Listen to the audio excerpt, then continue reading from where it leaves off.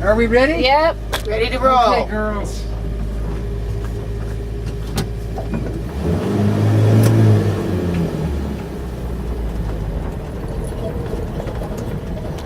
So, I lived most of my life knowing I was a lesbian, and later on being able to express myself as a lesbian. I came to San Francisco and I walked up and down the streets and said, "How do you do? My name is Sally Gerhardt and I'm a lesbian."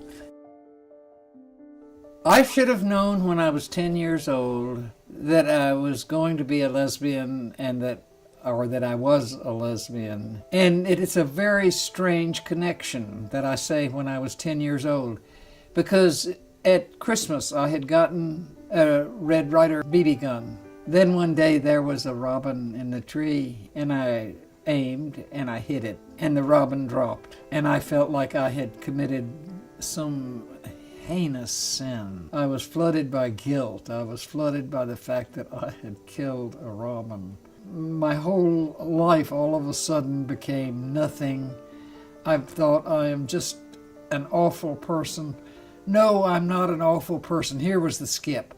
I'm just a human being, and all human beings are really rotten. We'd be a lot better off without any human beings, because all human beings do is kill the earth and kill robins and so on. I just thought humans were awful and that we deserved to die.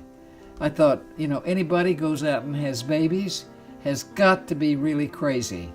Nobody should have any more babies. Human beings are rotten. We are the spoil of the earth.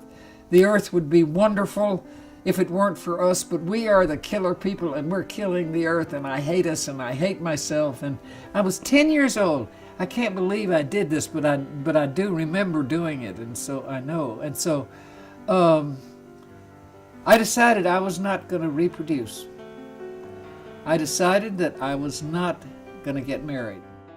I never had a lover when I was in high school, never. And I knew there was something very different about me, but I didn't know what it was. I could find no information on it anywhere. I didn't know the word homosexuality.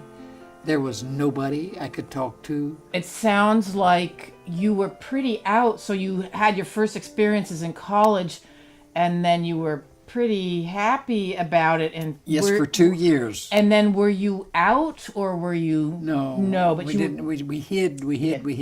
We dated University of Virginia boys like crazy. We played games. We did. We did hideous things.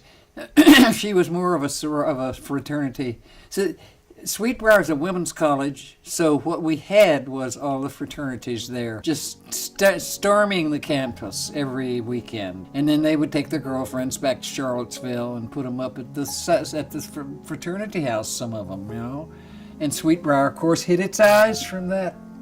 It was not happening. Then did you really kind of, not to yourself, but to the world, come out when you came to San Francisco then?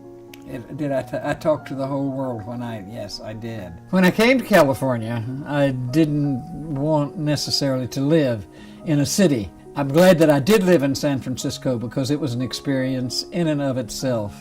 And the people that I met there were the politicization of me, because I don't think I had a political idea other than Democrat and Republican. I came only because I really wanted to learn some things that I knew California had to offer, and because I wanted to live in the country, because I'd been brought up in the mountains of Southwest Virginia.